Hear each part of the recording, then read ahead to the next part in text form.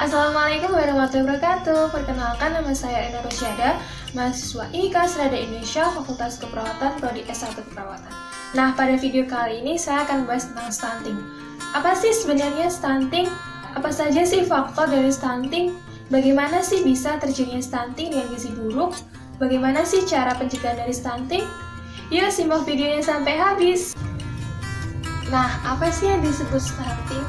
Stunting sendiri menggambarkan status gizi kurang yang bersifat kronik pada masa pertumbuhan dan perkembangan sejak awal kehidupan. Nah, keadaan ini dipresentasikan dengan nilai Z-score tinggi, badan menurut umur kurang dari 2 standar devisa, berdasarkan standar pertumbuhan menurut WHO. Nah, selanjutnya, apa saja sih faktor dari stunting? Yang pertama yaitu panjang badan lahir.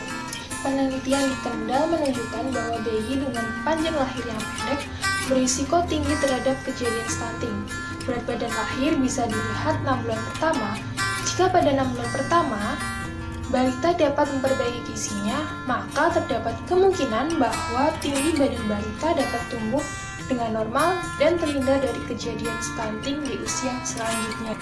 Nah, yang kedua yaitu riwayat ASI eksklusif. Faktor lain yang berhubungan dengan stunting adalah asupan ASI eksklusif pada balita. Penelitian di Ethiopia Selatan membuktikan bahwa balita yang tidak mendapatkan ASI eksklusif selama 6 bulan berisiko tinggi mengalami stunting. Kurangnya pemberian ASI dan pemberian MPASI yang terlalu dini dapat meningkatkan risiko terjadinya stunting, terutama pada awal kehidupan. Nah, selanjutnya yang ketiga yaitu tingkat pendidikan ibu. Tingkat pengetahuan ibu turut menentukan mudah tidaknya seseorang ibu dalam menyerap dan memahami pengetahuan gizi yang didapatkannya. Pendidikan perlu agar seseorang, terutama ibu, lebih tanggap terhadap adanya masalah gizi di dalam keluarga dan diharapkan bisa mengambil tindakan yang tepat sesegera mungkin.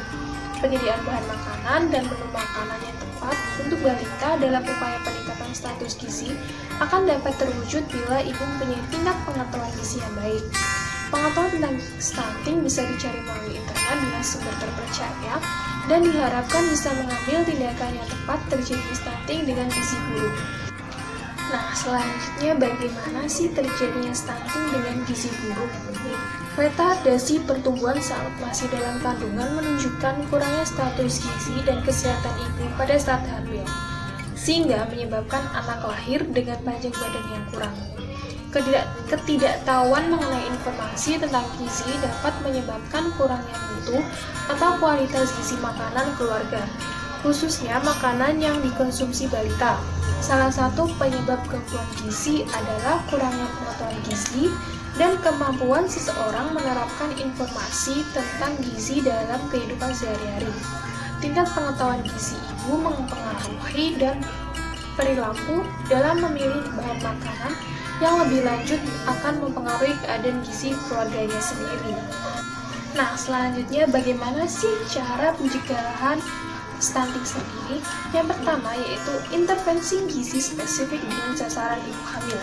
Intervensi ini meliputi kegiatan pemberian makanan tambahan atau PMT pada ibu hamil untuk mengatasi kekurangan energi dan protein kronis, mengatasi kekurangan zat besi dan asam folat, mengkonsumsi sayur hijau seperti brokoli, bayam. Kandungan folat juga terdapat di kacang-kacangan yang sangat baik untuk dikonsumsi ibu hamil. Telur, daging ayam, dan daging sapi juga merupakan sumber protein berkualitas tinggi. Nah, yang kedua yaitu intervensi gizi spesifik dengan sasaran ibu menyusui dan anak usia 0-6 bulan. Intervensi ini dilakukan melalui beberapa kegiatan yang mendorong inisiasi menyusui dini atau IMD, terutama melalui pemberian ASI serta mendorong pemberian ASI eksklusif.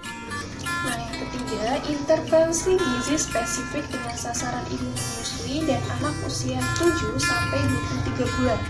Intervensi ini meliputi kegiatan untuk mendorong penerusan pemberian ASI hingga anak atau bayi berusia 23 bulan. Kemudian, setelah bayi berusia di atas 6 bulan, didampingi oleh pemberian MPASI. Contoh MPASI seperti rebusan sayuran hijau yang mengandung zat besi, rebusan buah-buahan, ataupun ikan yang dihaluskan karena mengandung nutrisi yang baik untuk anak. menyediakan obat cacing, memberikan imunisasi lengkap, serta melakukan pencegahan dan pengobatan diare. Nah, itu tadi video penjelasan saya tentang stunting. Semoga bermanfaat. Jangan lupa like, comment, and share agar kita dapat mencegah terjadinya stunting. Semoga bermanfaat. Wassalamualaikum warahmatullahi wabarakatuh.